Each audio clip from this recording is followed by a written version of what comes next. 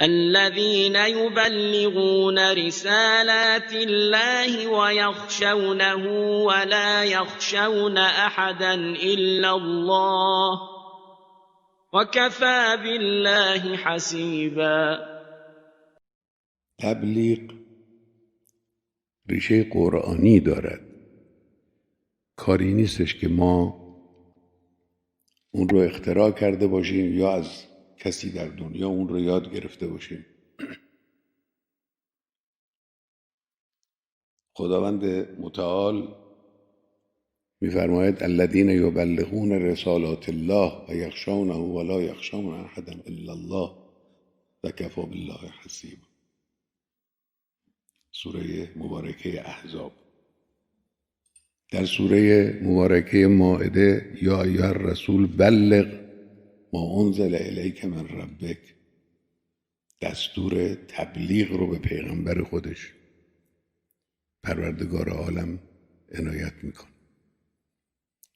در آیات کریمه قرآن از قول پیغمبران ابلغکم رسالات ربی و انصح لکم، مکرر در مکرر مسئله تبلیغ در قرآن ذکر شده. تبلیغ یعنی چه؟ یعنی رسوندن. رسوندن چی؟ رسوندن یک پیام، یک سخن درست. این معنای تبلیغ اسلامی است. منتها شرط این تبلیغ این است که صادقانه باشد، صمیمانه باشد، امانتدارانه باشد، مسئولانه باشد. این معنای تبلیغ. شما در واقع کار با عظمتی که انجام میدهید اینه. در حکومت‌های مادی عمدتاً در غرب هم تبلیغ از پروپاگاندا. این با اون به طور مبنایی و اصولی متفاوته. پروپاگاندا برای کنترل کردن افکار عمومی مردم است، در جهت دست یافتن به قدرت، به منفعت، به پول. این پروپاگانداست.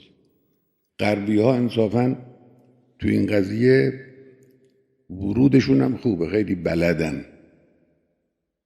تبلیغات به معنای غربی، پروپاگاندای غربی رو خیلی خوب بلدن.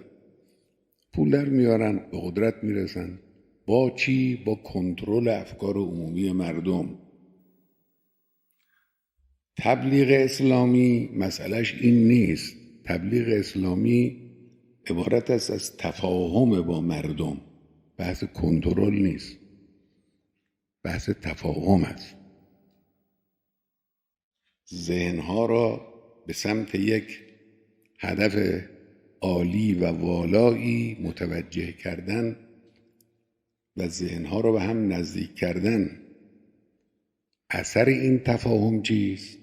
اثر تفاهم این است که مردم در جهت کارهای اساسی و خیر مسئولانه خودشون وارد می شوند.